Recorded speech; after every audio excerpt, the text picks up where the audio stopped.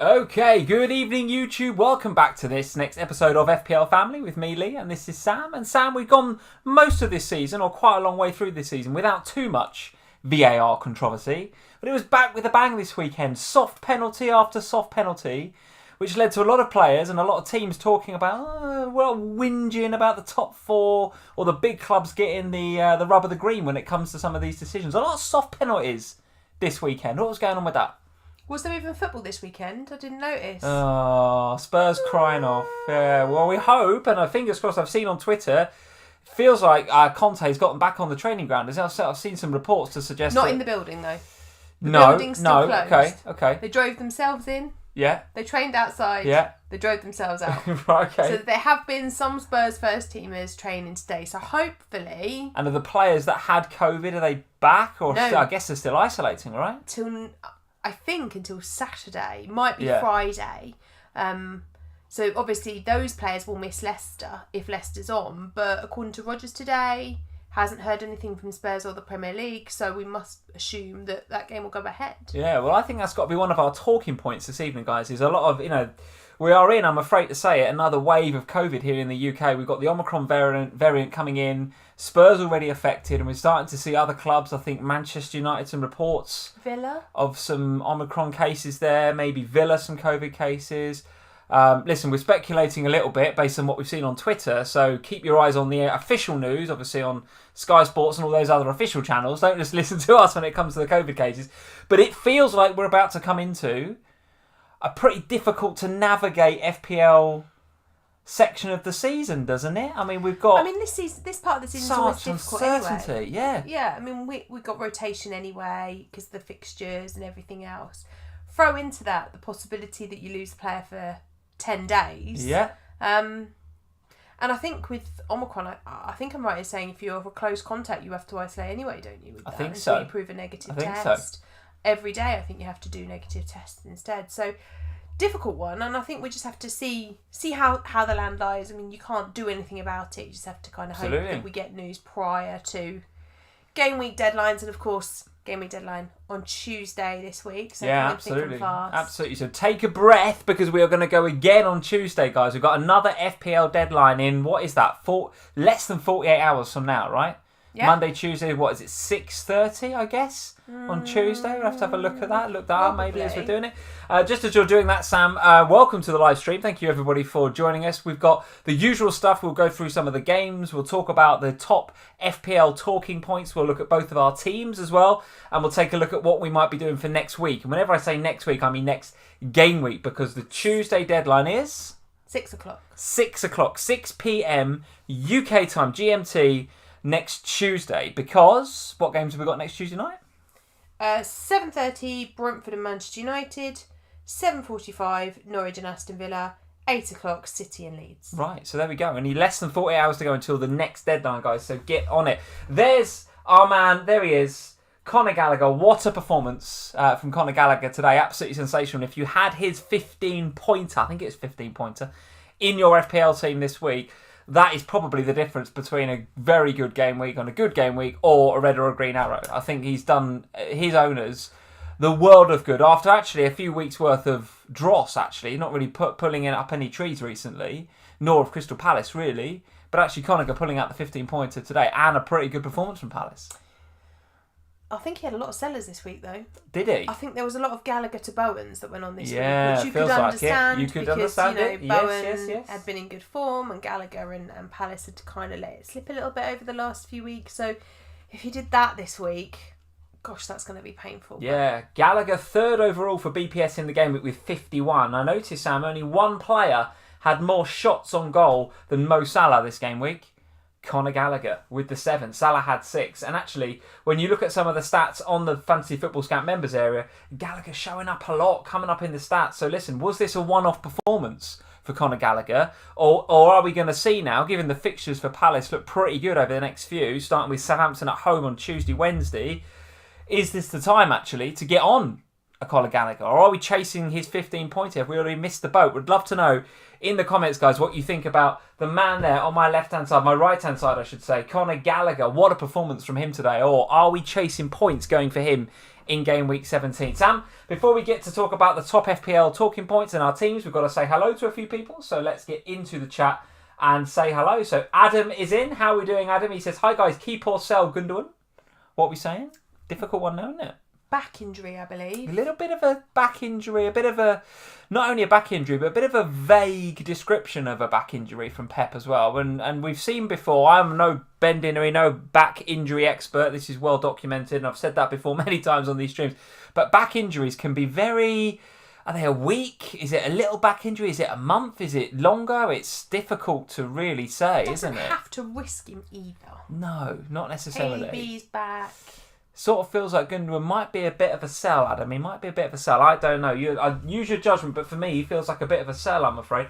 Guys, as usual, we will do. We'll say hello. We'll do the top FPL points. We'll do our teams, and then we will talk about. We'll get into the Slack. We'll do the Patron questions as well. So tea was so hot it steamed up my glasses. It's hot tea. Love it, hot tea. So anyone that's thinking of doing any super chats, guys, thank you for the super chats. We always have plenty of super chats every single week. Thank you very much for them.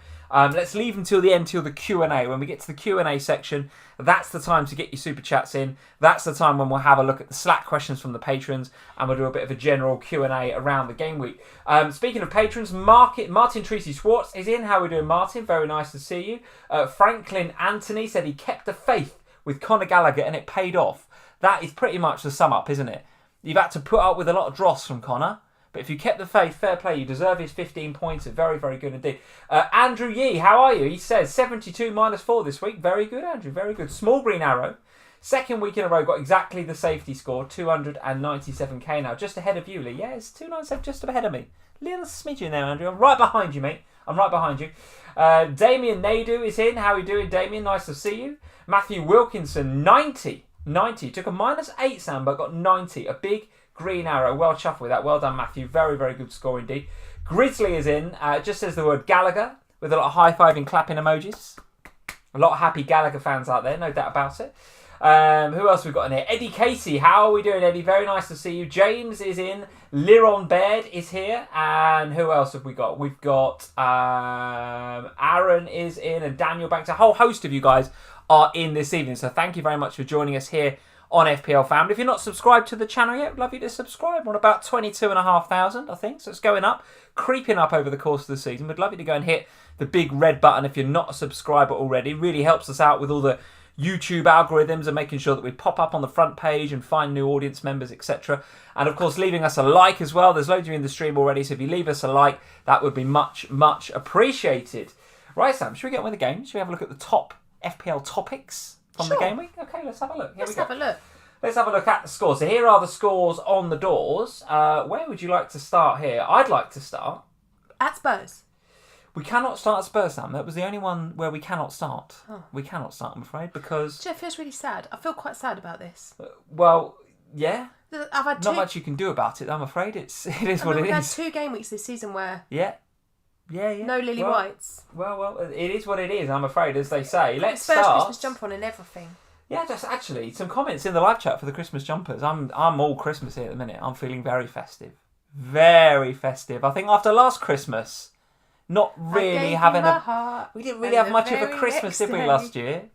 This year... What do you mean? You spent the day with me! Yes, dear, absolutely, but we didn't see the family. It was a difficult Christmas for a lot of people, wasn't it? Come on, let's be honest. So and there was no Jaffa cakes. So this year, I'm all about the Christmas. I'm getting the jumpers on, everything. I'm going all out. I'd like to start at Stamford Bridge Town. Chelsea 3, Leeds 2. The reason I want to start there is because that, for me, is the difference between us two this game week. You had Tony Rudiger's 9-pointer with the 2 assists after being fouled in the area. We'll talk about those in just a second.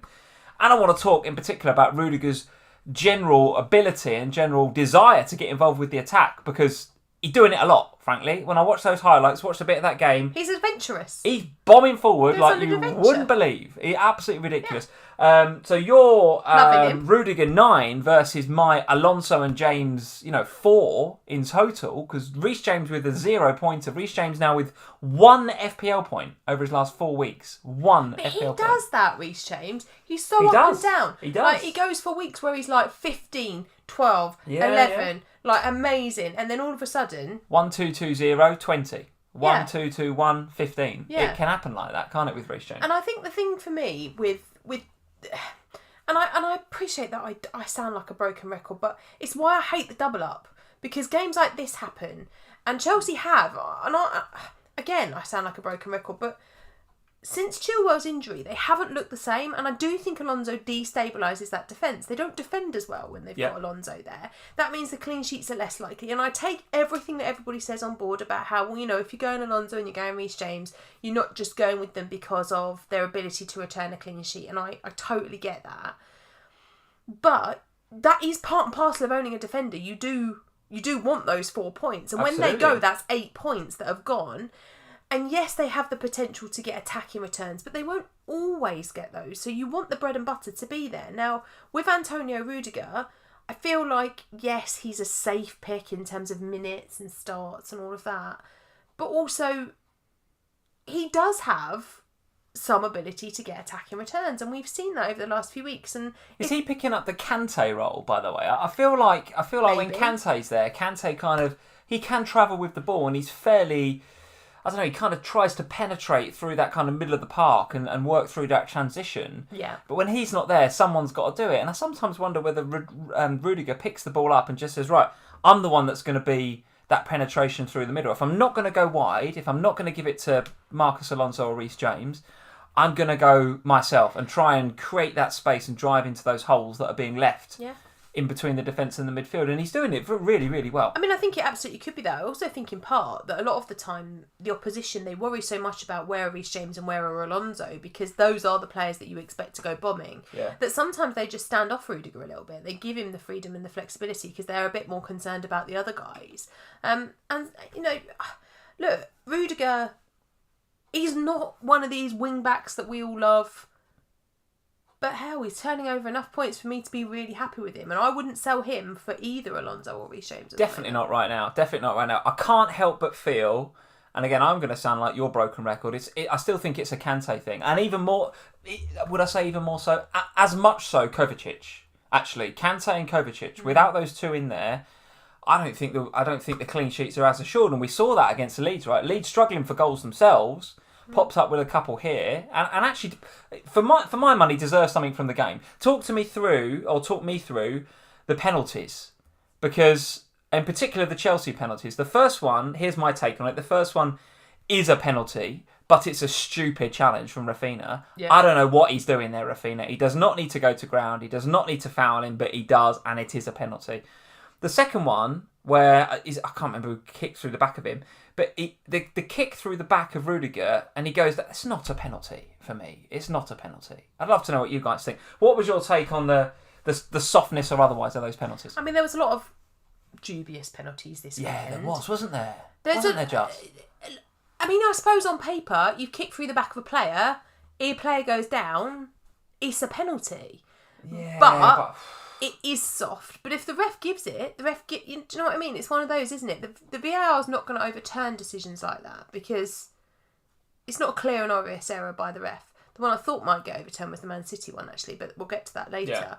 Yeah. Harry's in tonight, by the way. He's saying 100% both absolutely clear, nailed on penalties. I mean, I'll be honest. I absolutely take it because they got me 2 assists from Rudiger. Yeah. So, and I was with you, Harry. I thought they were stonewall penalties. I don't know what you're moaning about. Rudiger owners will say they were stonewall penalties, no doubt about it. Alonso and Reece James owners, possibly a bit less so. But if we now look at the Chelsea fixtures going forward, Sam, I've got a feeling it looks pretty good. So here are the fixtures. Chelsea coming up. Everton at home, followed by Wolves away, Aston Villa and Brighton before then Liverpool entertained at Stamford Bridge early on in the new year. So Chelsea assets, regardless of who you've got, whether you've got Rudiger, Alonso, if you've got Reece James, if you've got Mason Mount, who again scored this week, you ain't selling any of them ahead of Everton at home, are you? The double up. Well, the double up gives me a little bit more pause for thought, really, with Everton and Wolves coming up. So Everton can't hit a donkey's arse with a banjo at the minute. Scored today? Yeah, but I don't know. I just don't think that they look any good, Everton. And I know they scored today, and Palace possibly could have kept that out. They scored a couple against Arsenal, I get that. One was a worldie. I just see against Chelsea, and I know that Chelsea are conceding right now, but I just don't see Everton have the firepower to get past Chelsea. I don't. Okay. And then Wolves, who, for all of their defensive stability right now, Wolves, not really creating too much going forward, not really posing much of a goal threat. Very low XG again this weekend. So the next two look okay, I think, for the Chelsea double up. Now, get to game week 19 and you're away at Villa, home to Brighton and then Liverpool. Different question. That might be when I look to move on from my Chelsea double up. Would you agree with that? Would you agree with that as a strategy? What do you think? Yeah, I guess so. Yeah? Okay. I'm really not a fan. You'd get off it now, would you? Ahead of Everton? Yeah. Okay. All right. And what about Mason Mount then? So plenty of goals for Mason Mount since he's come back into the team. Assists as well. On set pieces. Looks like a good investment, doesn't he? I know 2 or 3 weeks ago, Kelly Sommers, friend of ours from the show, got on Mason Mount a couple of weeks ago. Seen her flying up the leagues, right? So is he somebody now we should be looking at in that midfield slot? 100%. Yeah. Okay. I think Mason Mount makes an excellent pick over the next few weeks. You know, you've just mentioned the Chelsea fixtures there with the defence. I think he looks great and he's involved in everything. And Chelsea are only going to get better as they get their key players back, you know, as Kovacic recovers, they get Kante back. As Lukaku's able to do more minutes, things are only going to improve for them. So, yeah, all aboard the Mason train. Very good. Okay, he's in the top 10 for midfielders overall for BPS this game week. Not up in the upper echelons with the Gallaghers, the Maddisons and the Tielemans, but he's in there, I think, about 8th Mason Mount, so with 26 BPS, which suggests it's a solid game week. So actually, I'd like to see whether he's overachieving his XG. Let's have a look. Yes, he is a little bit. His XG for the game week, 0.32. So therefore a delta of 0.68 because he obviously got the goal. So what's that? That's 1, 2, 3, 4, 5th. He's 5th for XG overachievers this week. So does that suggest a little bit that maybe he's been a bit lucky to get those points today? Well, maybe. But I would put that together with the eye test and say, well, look, he's putting himself in the right positions to get those FPL points. He's on set pieces, so therefore the odd assist will tick over as well. And against this Everton side that looks fragile at best, I back Chelsea to probably come in and score a few goals. Surely this is the game against his old club where he brings Lukaku back to the fold as well. You'd think, right? What is going on with Big Rom? He's kind of come on as a sub a few times.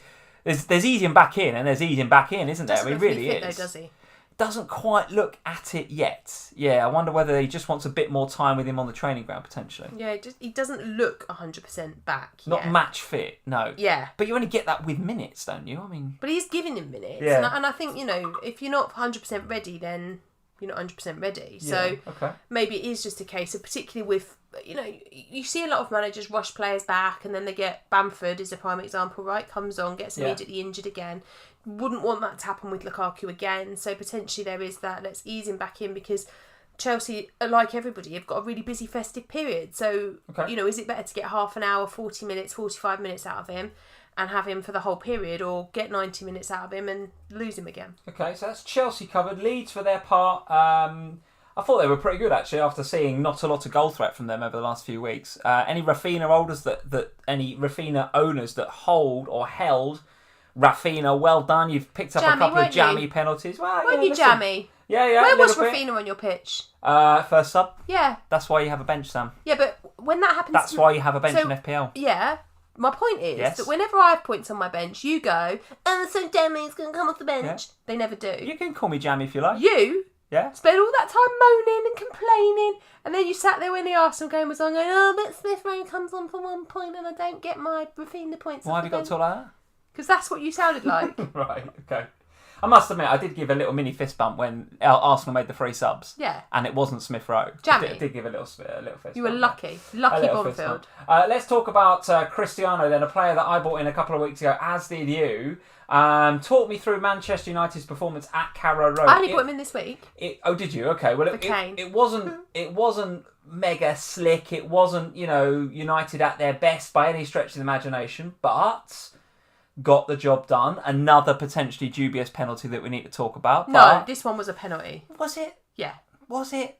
Hit him around the neck. No, he's gone down very easily, I think. This one is a penalty.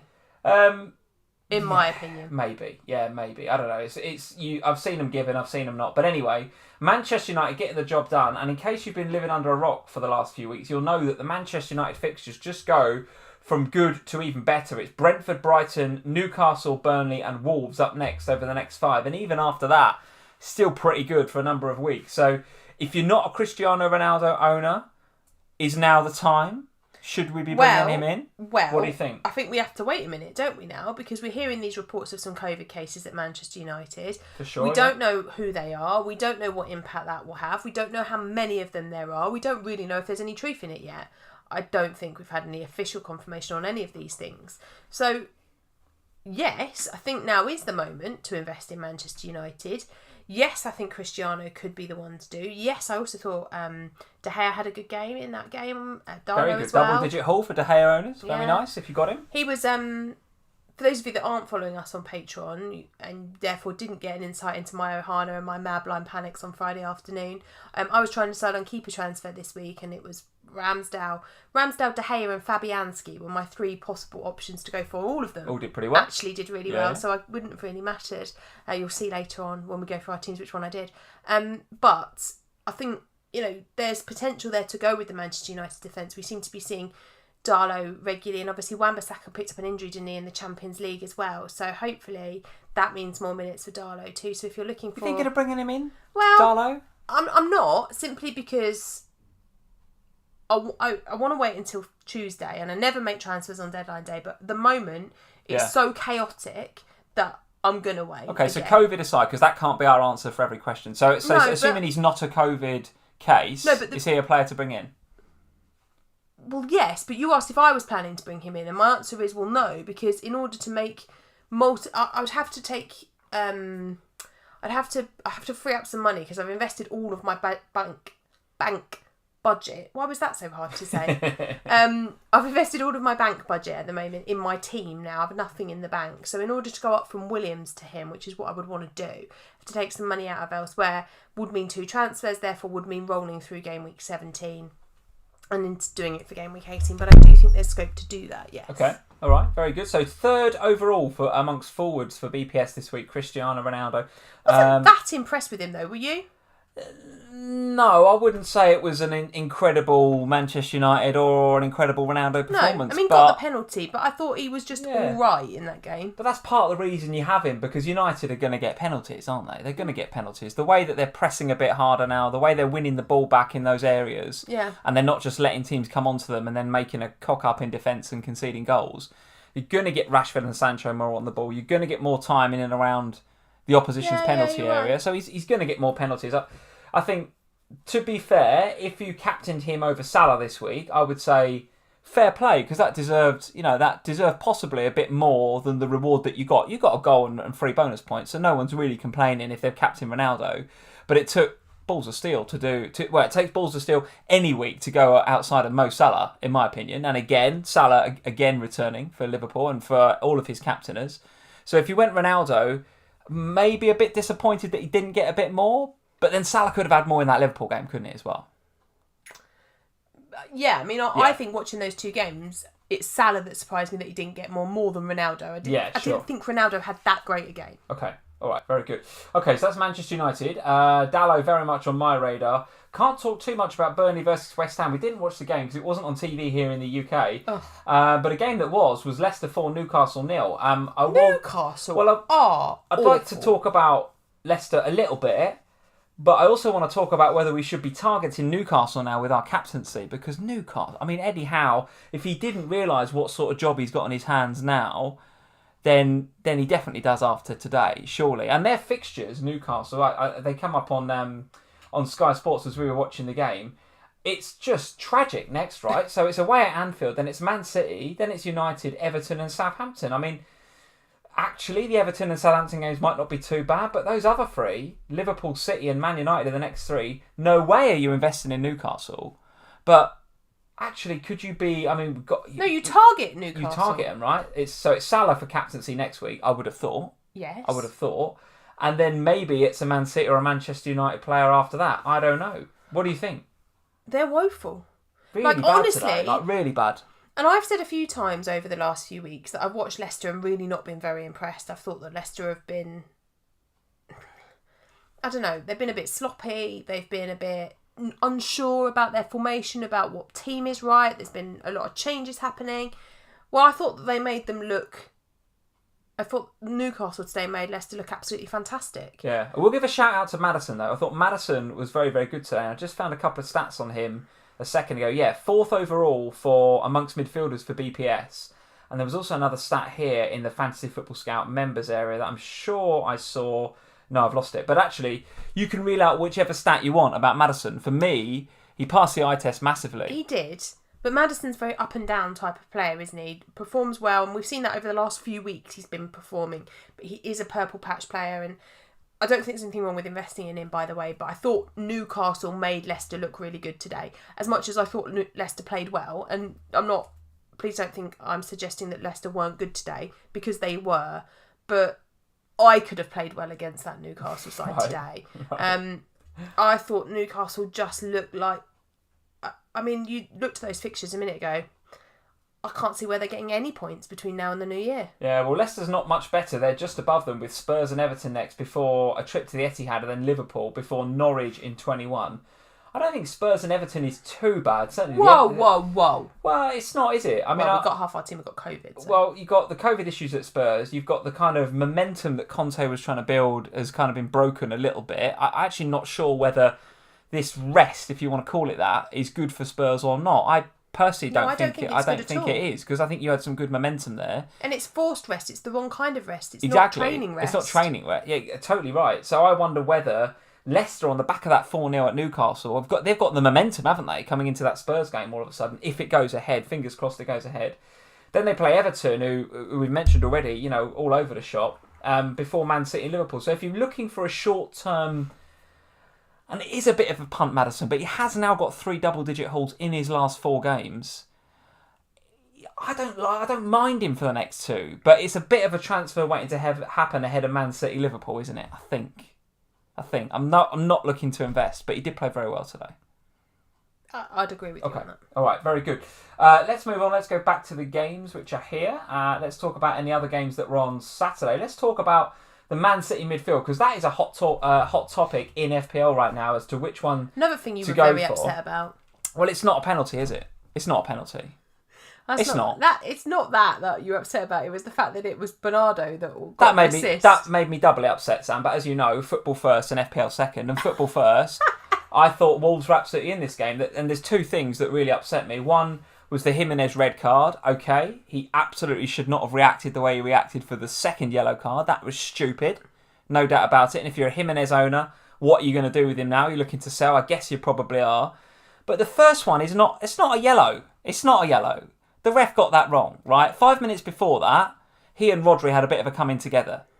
And rather than the referee noticing that and noticing there was a little bit going on between them, he's just decided to book the away player at Etihad. I just thought it was so wrong. And then the penalty is a farce, frankly. It's a farce. It was a terrible penalty. That's a penalty. And as a Liverpool fan, maybe I'm biased. I'm obviously looking for Man City to drop points in the title race. Of course I am, right? But let me know if you think I'm biased. I didn't think that was a penalty at all. No, well, I didn't think it was a penalty either. I think if it's hitting your armpit, then how can it be a penalty? I mean, my understanding of the penalty rule is that if it hits your arm deliberately... Didn't even hit his arm, hit his chest, hit him on the side. It was hit sort of here, wasn't it? No, didn't. Hit him on the side here, side of the stomach. But even if it was here...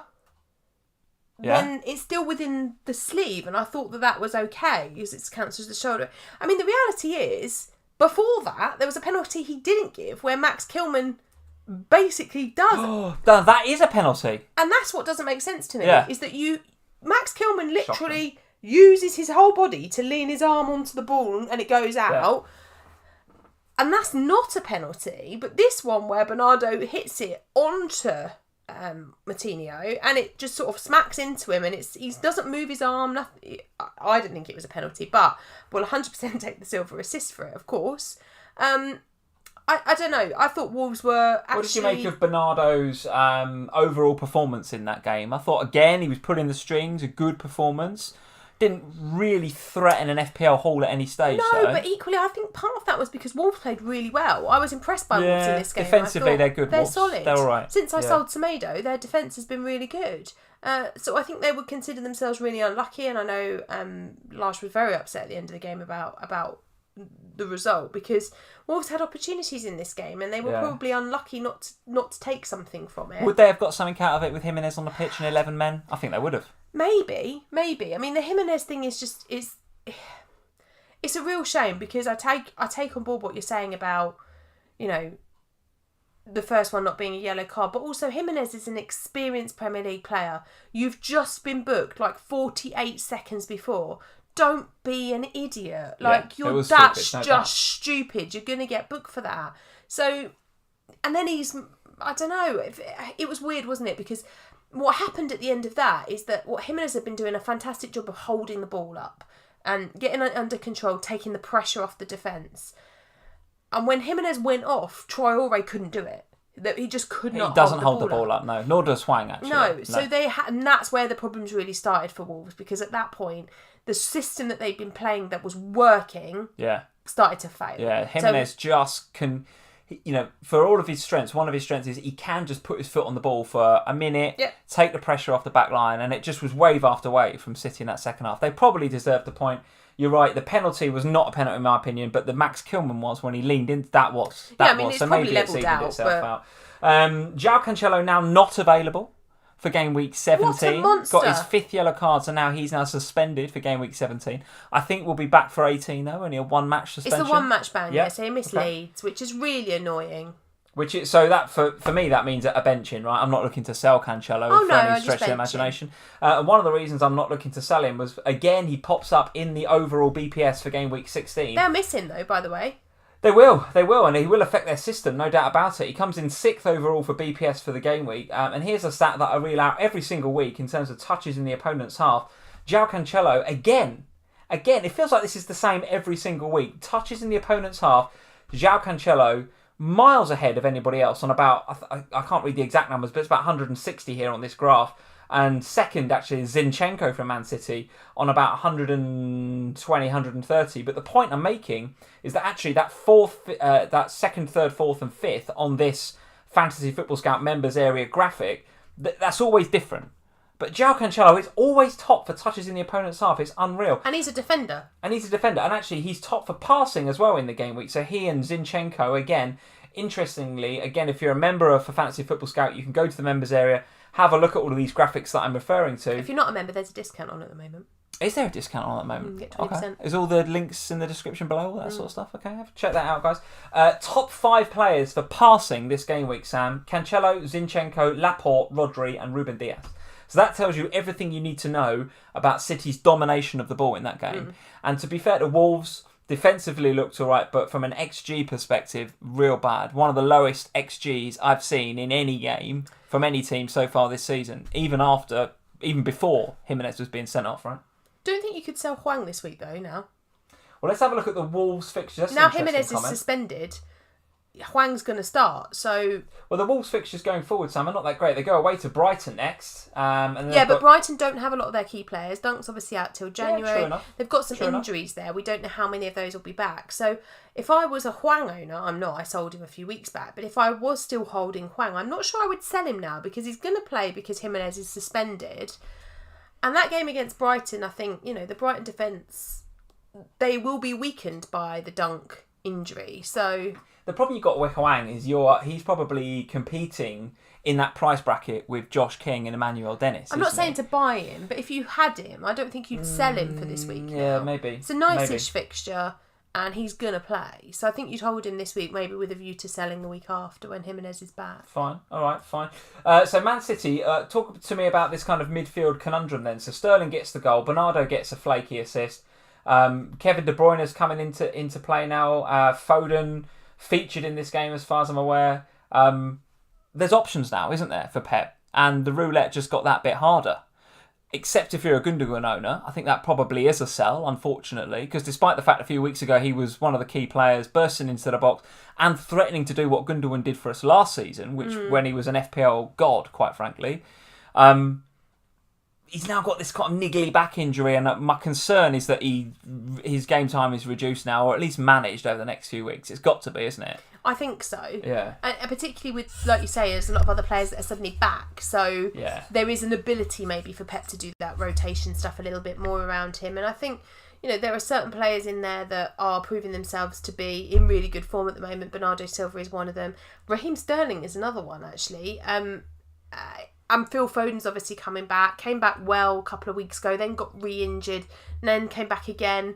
And I thought looked quite good again when he came back this time, although, nothing for him in this game. But I think moving forward, obviously the Man City fixtures are still really lovely, and you do want to be invested in those Manchester City attacking players. You have to pay the risk. You are playing a little bit with fire, but it does tend to bring them on. So you are going to get some minutes. And to be honest, 30 minutes out of Foden, 30 minutes out of Bernardo, 30 minutes out of Sterling might just equal points with the fixtures the way they are. Yeah, but it's Leeds at home next, and I'll be going into that fixture with no Man City. Ooh, because I'm going to be obviously no benching Cancelo. So I'm going into that game probably with maybe just Raphinha, which will be interesting. And aren't you thinking that he might get the heave-ho? Maybe from my squad rather than by Bielsa. Oh, yeah. Yeah, from my squad, maybe. Yeah, maybe. More on that a bit later on my possible transfers. Where else to talk about? Just a quick shout out to Arsenal, because I don't know what's going on with Pierre-Emerick Aubameyang. Missed training again. Something about a tattoo, Fined by the club. I mean, what are you doing? This guy's a club captain, and they've got so many good young players. But why is he doing this? Nevertheless, did they miss him? Not in the slightest. Went out and put in a great performance against Southampton. Now, a couple of points to make here. I just want to make 2 points about the goalkeepers. Firstly, you and I both bought in Ramsdale this week because we both had a Sanchez problem. It felt like a reasonable week to take a hit and sort that out. Well, very pleased that I did that. I didn't take a hit. With it. Okay, well done for not taking a hit. 11-pointer for Ramsdale. And by watching the highlights and by watching some of that game, I can now see... It's weird, isn't it, how you don't... Obviously, I was aware of what Ramsdale was doing. I was aware of his worldy saves, etc. But when someone's in your FPL team, you pay extra attention, don't you? Mm. This guy, he's such a flash Harry. He loves a save for the camera, doesn't he? Oh my days, Ramsdale. His positioning is so bad that he's just pulling off worldy saves left, right and centre. Look. There was even one that was going wide in the second half, but he's stretched out, took it for a corner, got the adulation of the fans. He is a right... Are you moaning about the 2 I'm save absolutely points? not, because he got me 11 points, but I'm just thinking, this cannot be sustainable from Ramsdale long term. Surely, this guy... I mean, it's been sustainable so far this season. Such a flash Harry, isn't he? I don't...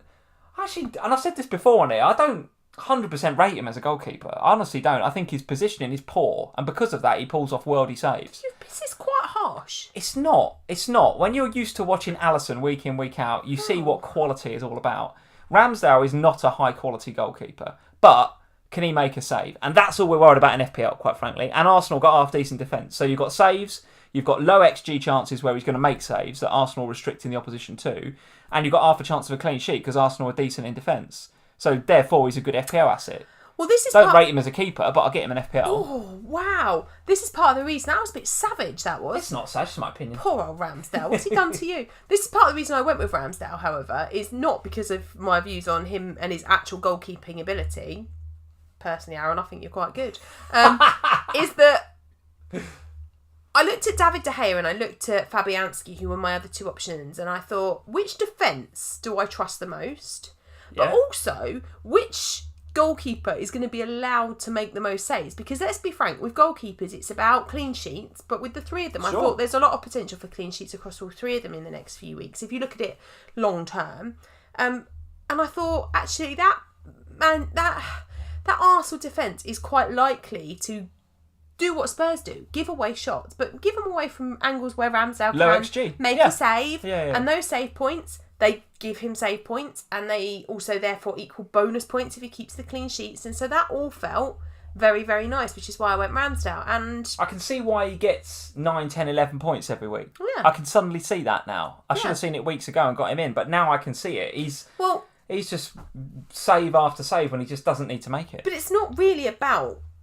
Nobody really makes keeper changes in the midway point of the season unless you've got a keeper suspended, a game that's off, or an injured keeper, or you're on a wild card. Yeah. You don't make keeper changes because it's so boring, isn't it? Let's be honest. Changing a goalkeeper, it's like, oh, this is dull. It never pays off really unless they do a Ramsdale. Can I talk to you about the Southampton goalkeeper though? They've got Willy Caballero in as a bit of an emergency. Is it a transfer or a loan? I don't genuinely know. No, he's signed. I think he signed because he was a free agent. What is that about? I think we're starting to see why he was a free agent. I mean, they looked shaky as hell, and he in particular from set pieces. Don't get me wrong, 3-0 flatters Southampton here. Saka hit the post. Actually, Saka could have had a hatful actually this week. They could have had more goals, Arsenal. And from set pieces in particular, the Saints, including Willy Caballero, look really off it. Now, it's easy to bring out that rhetoric because Gabriel got the goal. He had one chalked out for, I think he was offside, maybe not that long before that. Should we be looking now at set piece takers against Southampton? Should we be looking at, I don't know, centre-halves that are playing Southampton? Is that too crude an analysis to make here? Certainly something I spotted during this game. Look very susceptible at set pieces. I don't know. I mean, is he coming to be the first choice? I'm so confused by this transfer. Well, yeah, he's in. They need him, right? They need him because the others are sort of injured or out, right? But for how long? I have no idea. But listen, if he's going to get game time over Christmas, the Southampton fixtures are as follows. It's Crystal Palace next. Gallagher. And I want to talk about Conor Gallagher in a minute. Then it's Brentford. So if you've got Mbomo, if you've got Tony, maybe you stick now with this Southampton game coming up. West Ham, Spurs, Newcastle. Tony will be back from his COVID, won't he? I would have thought so. Yeah, I would have thought so. So the point I'm making is, I'm not thinking by any stretch of imagination to get on any Southampton assets. I'm just saying I noticed a weakness there in the goalkeeper. He was really off it. And given that they've bought him on a freebie, basically, because they're desperate, I'm not, I shouldn't be surprised at that. But nevertheless, it's something I want to point out in FPL is that I think they look well shaky. Lost Armstrong as well, didn't they? Did they? Okay. Was it Armstrong? One of their whoever's playing up front. I think it was Armstrong. Right. Okay. I think it was went off injured. Yeah, they're not in a great shape at the moment, are they? Okay. All right, let's move on. A couple of games just to talk about. Quick shout out to Diogo Jota from Liverpool, who. Why, Diol? Why? Why what? Just misses stuff. He does miss a lot. I'm not happy with him. He does miss a lot of the chances. Second game in a row. He's top. You wouldn't believe this, but he's top for XG underachievers because he missed another sitter. With 0.82. Missed some good chances, no doubt about it. At least he'd come on, so I did have 11 players this week. Unlike Smith Rowe, thanks for nothing a mil. Literally nothing. Well, I've seen a few people in the chat tonight talking about, maybe Jota maybe a bit injured. Do I sell him? He's not a sell, guys. He's not a sell. Listen, he's coming back from injury. He was probably right to start with Ox in this game because Divock Origi had a knee injury. He's put Jota on the bench. Jota's come on when we need a goal. Listen, no panic on Jota. Are you panicking on Jota or not at all? He's absolutely a hold for me. No, I'm holding him until he returns a massive haul and makes up for all of the problems that he's caused me in the last couple of weeks. He will. Top for XG underachievers I'm this waiting. Week.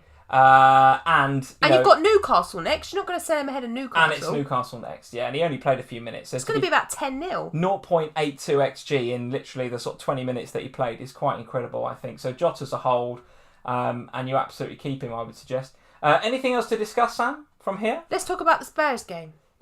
There's nothing to talk about, I'm afraid. The last thing I want to touch on is Conor Gallagher. Let's talk about him because we touched on him at the top of the show. 2 goals for the young man, an outstanding performance, 2 very good goals as well. Do you remember what the last thing I said to you was before this game kicked off? Go on. We were talking and Lee said, "Is that your whole FPL team finished? Can you do the screenshots for the stream later?" And I was like, yeah. And then he went, "Where are you at the minute?" And I went, "Well, I've got this. Yeah. The only person that can hurt me is Conor Gallagher, so hopefully he stays quiet."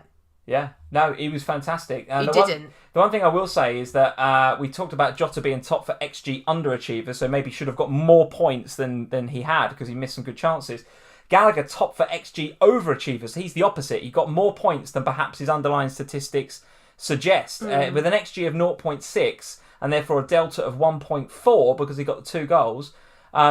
This is because they were worldies, right? That it was two really great goals from Conor Gallagher. But I feel like the kid has got it in his locker. He was top for BPS in the top 3 for BPS this game week with 51. Only Jorginho and Tielemans had more than Conor Gallagher. An all-round really good performance. And actually, an XG of 0.6 ain't bad for a midfielder. Now, as we said at the beginning of the show, you have to put up with a few 2s and 1s potentially with Gallagher. And we've seen him dropping a little bit deeper in recent times, playing a little bit more reserved for Patrick Vieira. But Vieira absolutely unleashed him today against this Everton side. And he looked really, really good. Now, the reason I've got my eye on him is because the fixtures for Crystal Palace look really good. So next up is the aforementioned Southampton that look really dodgy from set pieces with Willy Caballero between the sticks. Yeah. Then you've got Watford away. And for all of Watford's attacking prowess, they can leak a goal or 2, no question about it. Spurs away, difficult game. Then it's Norwich and then it's West Ham. So the Palace fixtures look all right. If you've got Gallagher, you're absolutely holding. But my question to you is, would you be looking to get him in now? Or are we just chasing that 15-pointer? So the thing is that for the last couple of weeks, we've been talking about, what's gone wrong at Crystal Palace. Why have they gone so off of it? Has the McAllister... No, who's McAllister? Has the McCarthy injury affected Gallagher's positioning? Yeah. And he scored 2 fantastic goals today. But I just sort of... Is he just had a good day? I just sort of temper that enthusiasm a little bit. Because maybe. One, it's Everton who have been defensively not great. And 2, has he just had a good game? Because he hasn't had a good game for the last couple. It's been okay.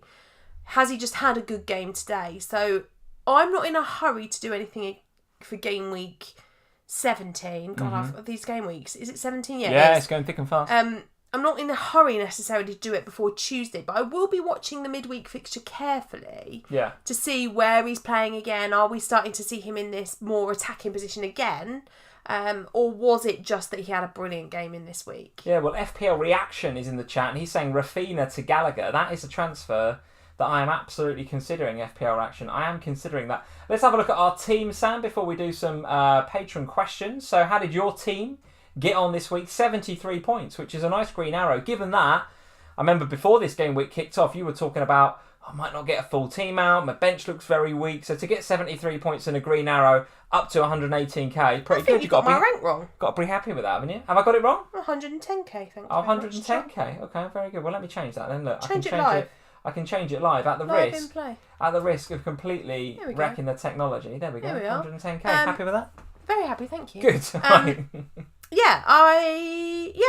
be honest, you're completely right. I was dreading this week. I'll be totally honest with you. On Thursday, nearly had a bit of a nervous breakdown because that Spurs game, when it got cancelled, I was like, what is my life? I've got 3 players. Who did you have? Skip, Kane and Sanchez, didn't you? Yeah. I had flags on Jota and Smith Rowe. Right. I also had Brandon Williams, who couldn't play against his parent club.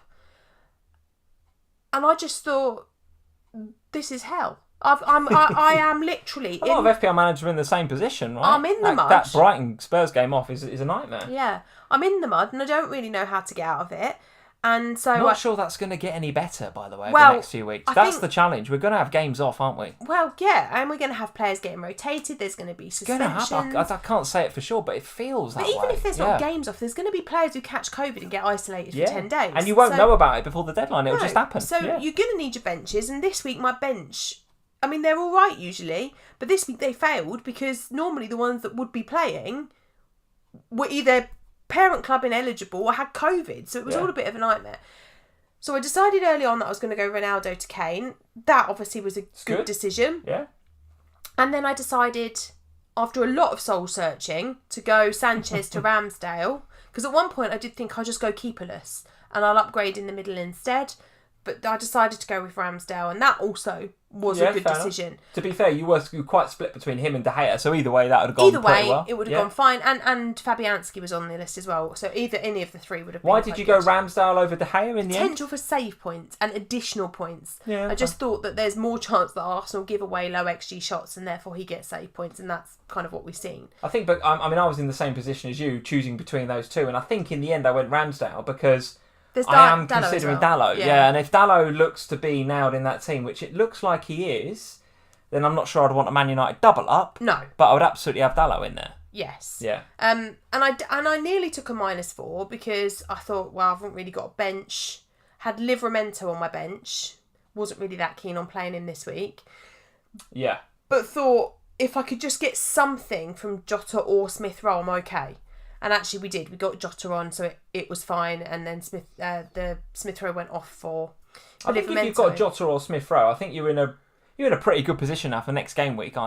These guys will start. I should have thought so. I mean, they were both on the bench, and obviously Can't say Jota for got sure, some but time, I think and so. Smith Rowe didn't come on at all. So I suspect so. And I mean, I wasn't keen on a -4 for a player that I was going to bench, which is basically what I would be doing. I'd be swapping probably probably Skip for somebody else. And I did look at the Villa boys, but I wasn't that keen on them ahead of the Liverpool game. Yeah.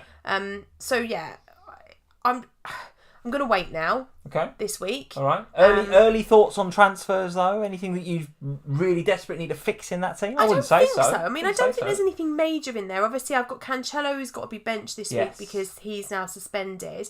But Smith Rowe I want to come back on, so that's fine. Brandon Williams I could play this week because he's no longer parent club ineligible. And obviously, depending upon the COVID news at Spurs and whether the Leicester game is on or not, or indeed whether Skip is, as was reported in some parts of the media, one of the COVID cases, I need to see what happens there, because in theory if Skip can't play and Cancelo's out, I won't really have a bench again. I'll be down to just one on the bench again. I might need to relook at doing something there, but otherwise I'm quite happy with the first 11, but I would feel more comfortable having a bit more of a bench going into this week. Okay, all right. Captain? Salah. Game week 17? Salah. Got to be in it. Got to be. There's no other option, I don't think. I think you're against Newcastle. You're mad if you don't. Mad if you don't.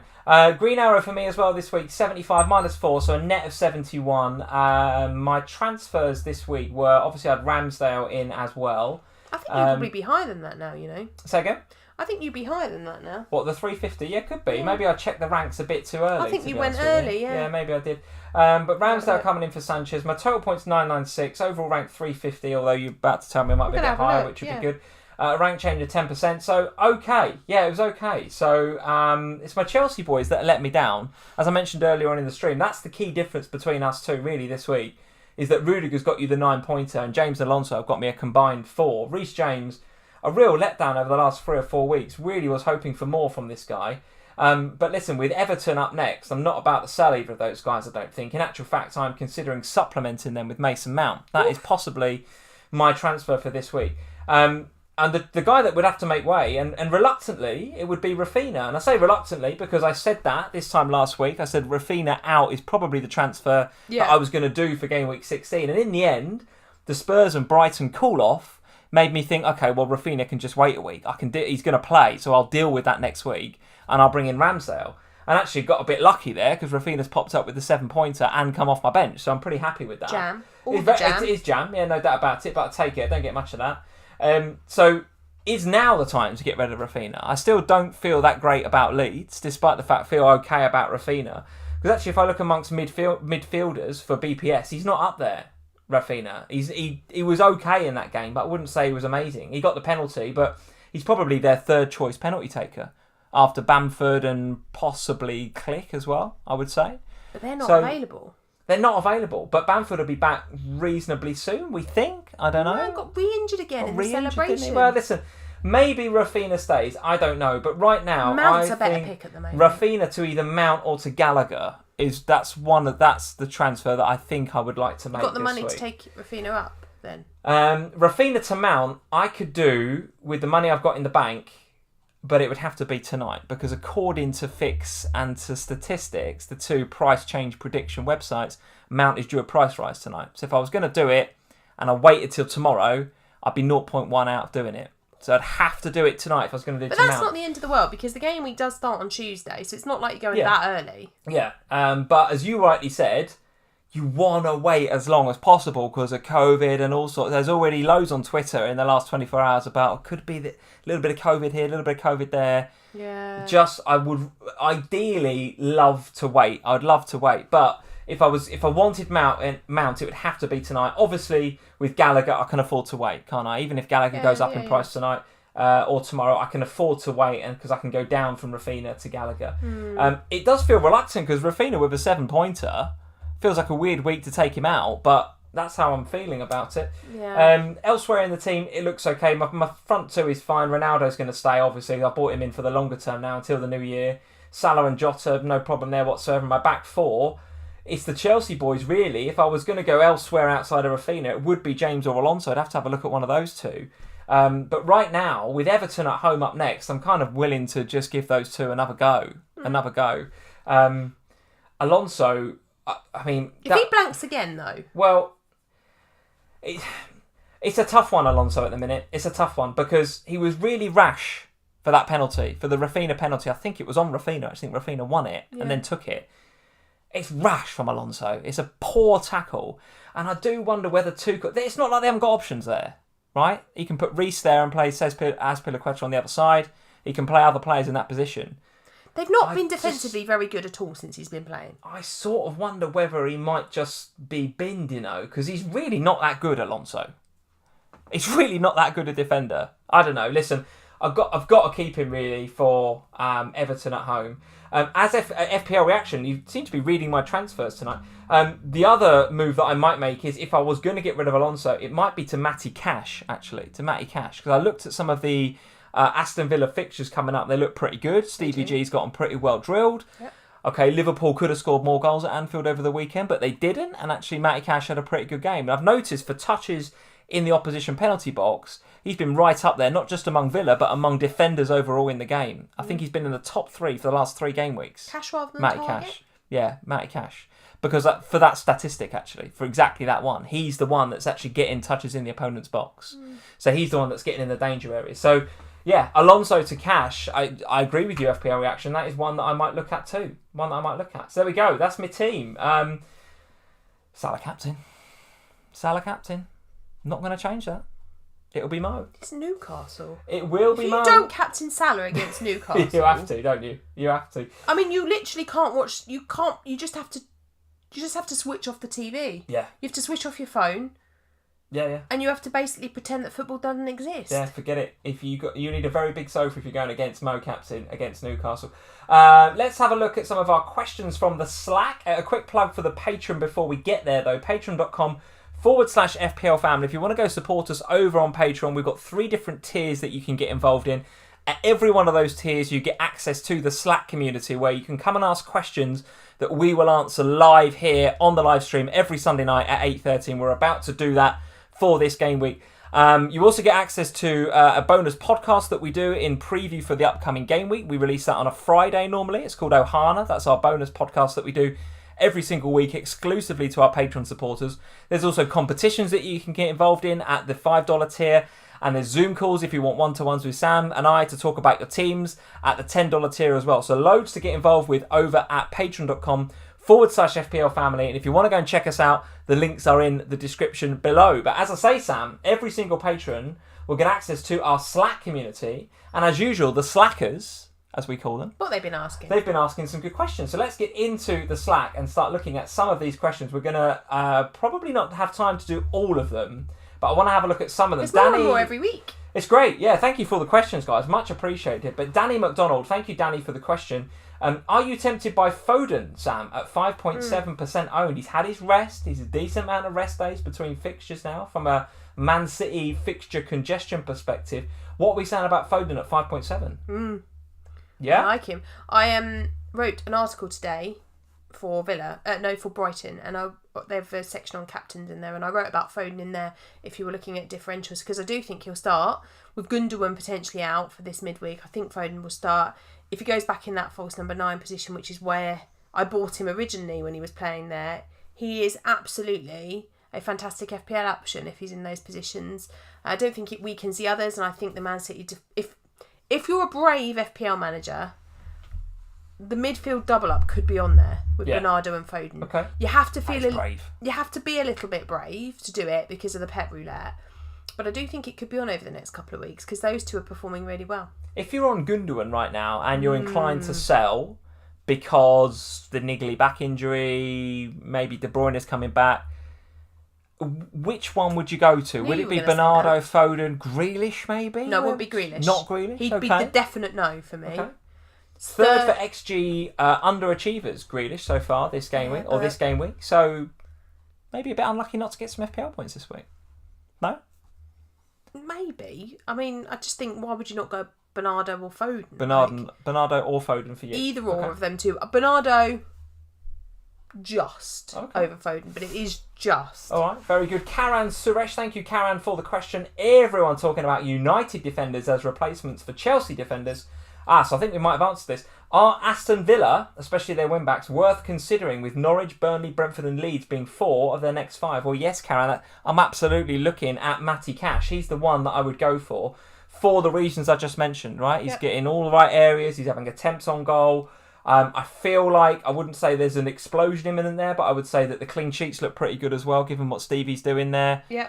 I like Matty Cash for that little run, I do, I must admit. And Alonso to Cash, I am considering that.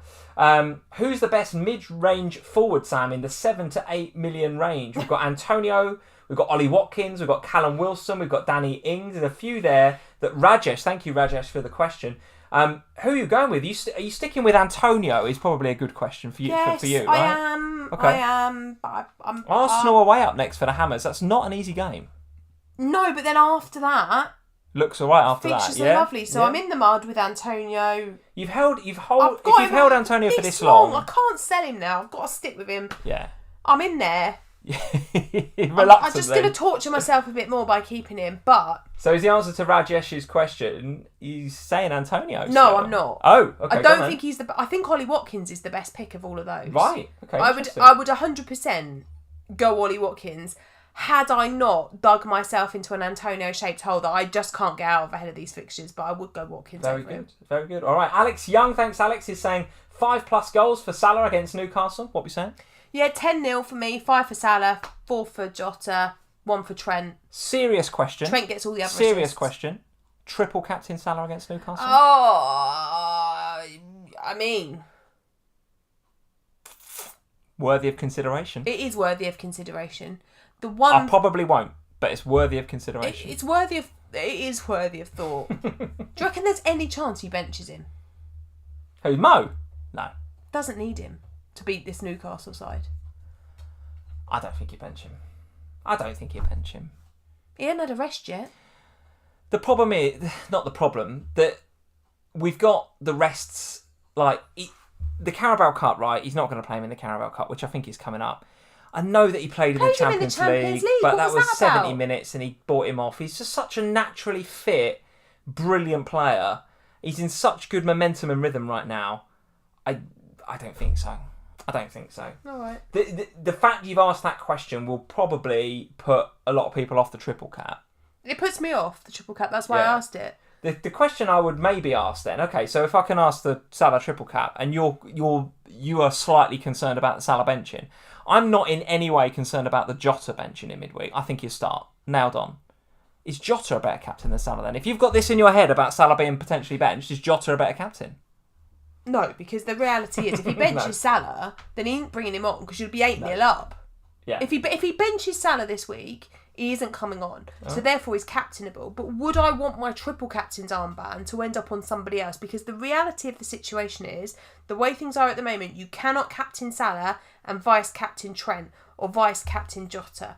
And I'm not sure I'd want my vice-captain, triple captain, to go to anybody else right now other than a Liverpool player. Big risk.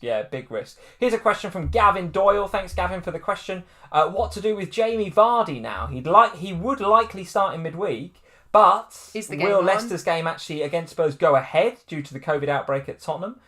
If you were a Vardy owner, what would you be doing? Because actually, the couple of times that he's not played in recent weeks, they've played really Leicester well. have looked a lot better, haven't they? So there's two things to be said, isn't there? The first one is, was this just because he played in midweek in the Europa League and therefore couldn't play straight away afterwards? And was today's thrashing because it was Newcastle? Yes. Yeah, Newcastle really bad at the minute. And Sam O'Sullivan's asking that exact question, actually. Thoughts on Leicester midfielders?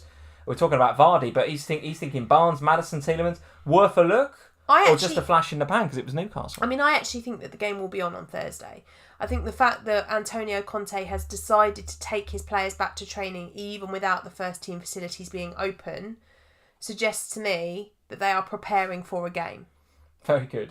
The guys are saying, will Lee stop making fun of Salomon Rondon and now that he scored today, and maybe apologise to Sam for always doing it? We definitely need Lee to have a Rondon mug on the show. Also, is Sam buying a Rondon life-size cardboard cutout? Lots of Rondon love in the Slack. Guys. And that's mainly because most of our Slackers have been following us for a very long time and they know that 3 or 4 seasons ago when Salomon Rondon was a thing, we absolutely loved him. We had Rondon Watch. we had Rondon Watch and we used to wait and see what Rondon did every week. We had a whole section of the stream that was basically about us updating on Rondon. And I think you do... Now's your chance. You owe him a public apology. I'm sorry, Salomon. You are the world's greatest. No doubt about it. B is in with a question. Hey B, how are we doing? Hello, she says. May not be able to tune into live. Well, B, if you're here, hello. I hope you're well. Wanted to get your opinion. Again, here's that. So it's a lot of love here for the favourite Villa defender, question. So she's asking your favourite Villa defender or a defender under 5.0. So there's a little bit of love here. For the mate, I thought I was on my own with this one, but actually there's a bit of love for the targets and cashes of the world. I don't think it's quite as... I know what you're saying. I don't think it's quite a straight cut as you go cash, because I think there is a lot of potential in target. I really do. He's the one that I was looking at last week, but I didn't want to do anything ahead of Liverpool. I spend a lot of time looking at Villa because, as you know, I write for them. I really like Matt Targett, and I think that he and Cash are both nice options. I really like what Steven Gerrard is doing there with that defence. They are looking a lot better. So yeah, there's a lot of love from both of us, I think, for the Villa defence. And I think last season we all invested in them, at least one of them. Obviously, a lot of us with the double up with Martinez as well. And I'm starting to think that might be the way to go. Not necessarily with the double up, but certainly getting back on board with them again. Okay. All right. Matt Wilkinson is just asked, are you guys still in the cup? Are you still in the cup? Oh, don't know. I am. I got through. Get in. So I'm through in the cup. I would imagine that you are with a game week score. That's very good game week score. So I'm through. That's I'll be well upset if I'm out of the cup in the first round. Let us know, guys, in the comments below. Are you still in the FPL Cup? It was the first round of the FPL Cup this week. Are you still in? Oh, smashed him. Absolutely obliterated the guy. What did he get? Or she? Ahmed, by the looks of it, 42. Sorry, Ahmed. Ahmed Waheed, you have been smashed. No shame in going out of the FPL Cup to the great Sam Bonfield. Right, this guy, he ain't playing. Is it a dead team? Who's captain? Richarlison. Yeah, without a doubt. He's got Allen, Pogba, Vardy, Anderson, Digne and Kovacic. You've beaten a dead team. There's not a lot of... You can't take a lot from that, to be honest with you. You can't take a lot from that. No. I am taking it. Of course you're going to take it, but there's not much that team is... Guys, if you're playing bingo, that team is guff. It is guff, yes, it is guff. Gavin Doyle says, Salah triple cap worth it? Oh. I've put the seed out there now. I've sown the seed. That is just a narrative. What? It is a narrative. I'm going to make it a rhetoric. Salah triple captain. It's worthy of conversation. We are on the FPL show on Thursday, and I don't know what I'm talking about because the game will have passed. It's Tuesday, isn't it? Who's Salah got the week after? I'm doing what so many FPL managers do, which is I'm waiting for the weekend, and it's not. It's bloody Tuesday. Big question is though, will Divock Origi be back for midweek? Because we were all expecting him to start. Well, we spent the whole of the time last Sunday night talking about Ben Davies and Divock Origi. Ben Davies got COVID and didn't play, and Divock Origi suddenly injured and didn't play. It is the most Divock Origi thing to happen for him to have a couple of good games and then get a knee injury. That's how Divock Origi Was he building operates. a statue and hurt himself? Possibly. And there's a great picture there of the mighty Ben Davies from FPL Harry. Thanks, Harry. Let's ask one last question from Gaz. Hey Gaz, a serious question. With the high alert with COVID and Tottenham having 2 games do we now start thinking about the bench replacement to cover our backs, as they are likely to be more games postponed due to COVID outbreak? So I think this is more of a question about generally the benches. You've got to have the bench, you've got to have players that are playing, which is very difficult. I think the answer is yes, clearly you've got to try and have a bench, right? Particularly for those that have got Cancelo, which is most of us. The suspension this week. I'm going to be light this week, right? I'm light. I've got no Cancelo. I've got a non-playing third attacker.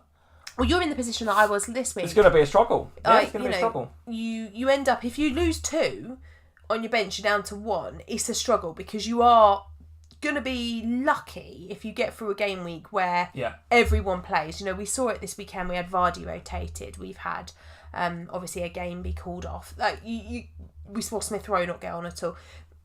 There's going to be that is going to happen over Christmas, so you do need a bench, and it's something that when I look at my team I'm very conscious of at the moment, is that, and I'm trying wherever possible to keep my bench players from different teams so that if you lose games it doesn't kill you. So another reason potentially to move off of defensive double ups. If you weren't uncomfortable enough with it before, all of a sudden you get a game called off and you've got no defence. I mean, I said to you, didn't I? When I lost that Spurs-Brighton game, that was one thing. But with the way that my team was set up, if that had been Spurs-Liverpool next week, that's who you've got next. It's us. We're against you lot, are we? On Sunday week. Oh, right, okay. Very good. It's the FPL Family Derby. FPL Family Derby coming up. No problems whatsoever. Pre-Christmas derby, pre-Christmas divorce. Is it at your place or our place? you can come to us. Thank you very much. All right, we're pretty good away. I mean, we will have players back from COVID the day before, so that bodes well, doesn't it? Where was I going with this? And yeah, so as I said to you, that would have been really problematic for me because that would be 5 players in my team that I'd lost. Yeah. So you do have that. That's a real problem. It is. Well, there we go, Sam. That is the podcast. That is the live stream. There it is. Let's talk about what's happening this week. Where are we going? What are we doing? Where will you see us? Are we busy? Busy week. It is a busy week. Busy. Go on, talk us through it. You'll find us very late on Thursday evening on the FPL show. Talking about the upcoming game week 18, as it will be at that point, because we're basically going to the show to watch the final game of game week 17, which I think is... Remind me. What game is on TV? They're all on TV. Is it all? Is that like an Amazon Prime thing? Is it? No, it's BT. Everything's on BT. BT takeover. BT taking over the world. So the game's on Thursday evening, which you lot lost. Us and Leicester, hopefully. Oh, it's us, is it? All right, okay. Yeah, Spurs and Leicester, hopefully at 7:30. Chelsea and Everton at 7:45, and then Liverpool and Newcastle at 8:00 on Thursday night. So we'll be doing that on Thursday evening. Very good. Yeah, like I say, it's a very late night one, so if you can watch it, great. We'd love to see you. Great, do. Yeah. And then in terms of podcasts, you, my darling, I'm on, am I? Are on the official FPL podcast for game week 17 or for game week 18? For game week 18. So that must be on Thursday as well. Friday morning, 8 a.m. I can't get being all these game weeks. It's after ridiculous. getting home, you're going to do what I did last week. So after getting home at 2 o'clock in the morning, my days. You're up for an 8 a.m. podcast. I, on the other hand, don't wake me up. I'll catch up on your pod later. I'll be having a... Tune into that podcast because literally anything can happen. We get in, when we do the late FPL shows, we get in at about 2 o'clock in the morning, have a couple of hours sleep, and then get up. And by the way, I struggle to sleep after FPL show because I'm so buzzing from being on it. So it's wicked. So we come home, we're like all buzzing for being on the show.